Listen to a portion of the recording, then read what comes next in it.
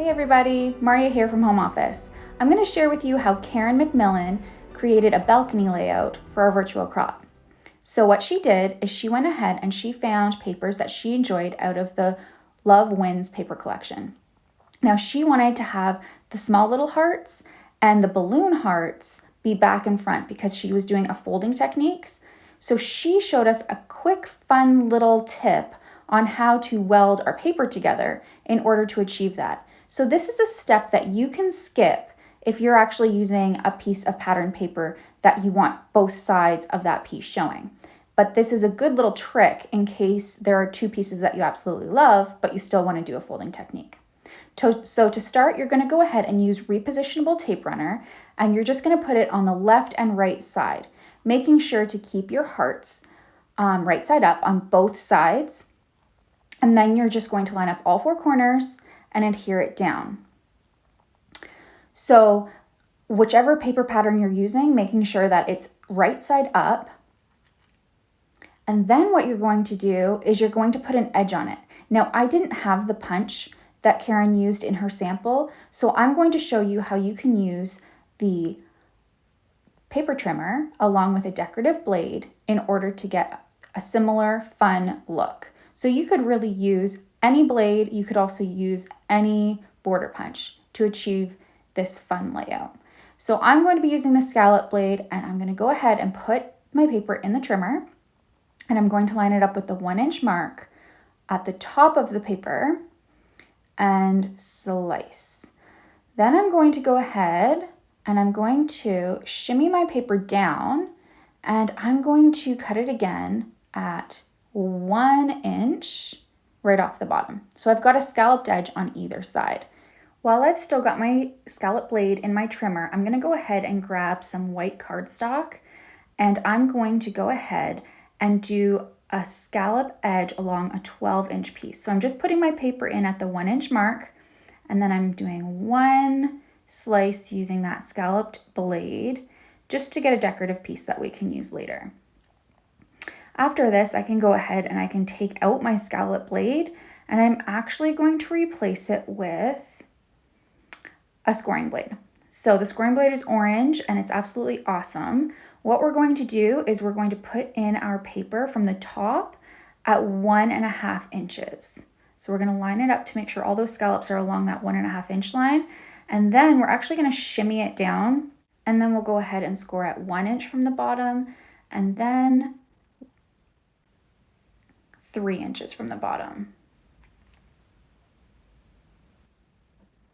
All right, that's all the scoring that we need to do. So we can remove our trimmer for now, and we're going to go ahead and we're going to fold our paper. Now, I'm just going to show you, since we only adhered those sides and with repositionable adhesive, we're going to go in now and we're going to use our regular tape runner, and we're going to do a line along the top of our paper, right near the scallop, but not over. And then we're going to adhere that edge. And then we're going to pull up our paper, and we're going to add regular tape runner to the other 3 sides. And this is going to allow us to make sure that this paper stays super fused while we're creating the rest of our layout. So the repositionable adhesive was a great tool to keep it together while we were scoring and cutting. And now we're using the tape runner to make sure it stays put where we want it. So what we're going to go ahead and do next is we're going to fold.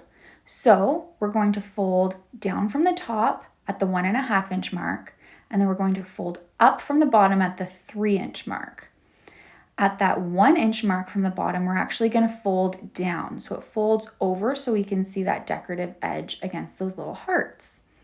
And this is kind of the look we're going for. So we're going to take our regular adhesive and do a nice long line along the top to adhere down that flap.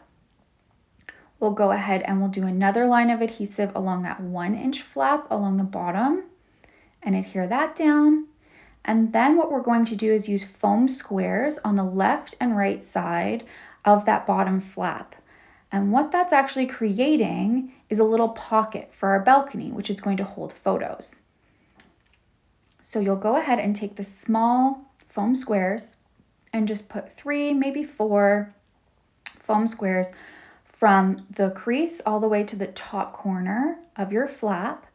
And then you can go ahead, take off the backing, and then just flip up your flap and adhere it. So now you'll see that there's a little pocket that you can go ahead and you can pop photos in. So this is the background that I am using. I don't have the same pattern paper that Karen had because my little ones made some Valentines. So we're gonna use this, and I'm gonna go ahead and use my regular tape runner and adhere this balcony piece right to the front. And then I'm going to make sure that it's nice in place, and then I'm gonna grab that decorative strip that we created at the beginning with the scalloped edge, and I'm going to just put a bit of adhesive on that and adhere it to that top part so that I'm showing the scallop at the top of that white piece. It's a little bit tough to see with the pattern right now, but it's really pretty. And then there's also the little scallop edge from that pattern piece, so it's super cute.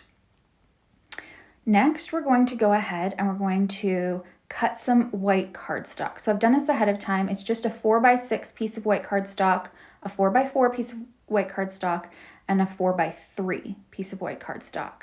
Now the two pieces that are matted right there, I just matted them with some coordinating pattern paper with a 1/4 inch mat.